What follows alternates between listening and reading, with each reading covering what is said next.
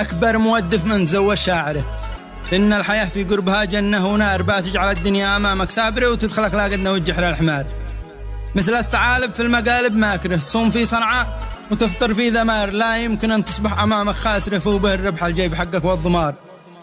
لسانها صاروخ يسقط طايره، متعودة دايم على كثر الهدار، في كل وادي باتراها حاضرة تحكي وتتكلم على من جا وسار، أرق وأطيب من بنات القاهرة واخطر من الأنبوب عند الانفجار.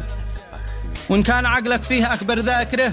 فعقلها يقف في نفسه ذكار، ترقدك بدري وتمسي ساهرة، والصبح تصبح ما تلاقي لك فطار، ما تدري إلا والفيوز الدامرة قد أنت في الحارة تراجم بالحجار، إما تفكر في عذاب الآخرة ولا تفكر بعدها في الانتحار. وأنا أقول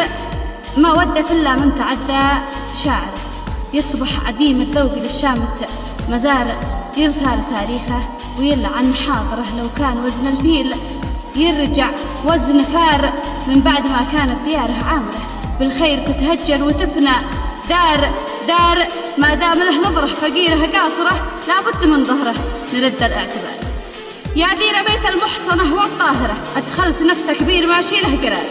سويت يا فاجر بشعرك فاطره قصدك تدور ربح، ضيعت الضمار، اقحمت جندك في معارك خاسره ولقيتهم للتهلكه تحت الحصار. الشاعره ما سهو عمله نادره، مثل الذهب صافي ومن اعلى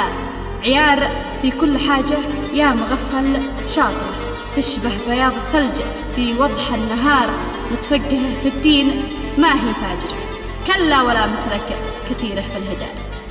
تفهم وتتفاهم ولا هي ناكره، ماشي عليها يا غبي ذره غبار، لكنها يا ثور في الاخر مره، وان المره من زوجها خلك ذكار، لو هو محنك حر ما تستحقره، تمشي على قوله ونهجه والمسار، وان زوجها مثلك يلقي صابره من حقها لو ساقته سوق سلامتك.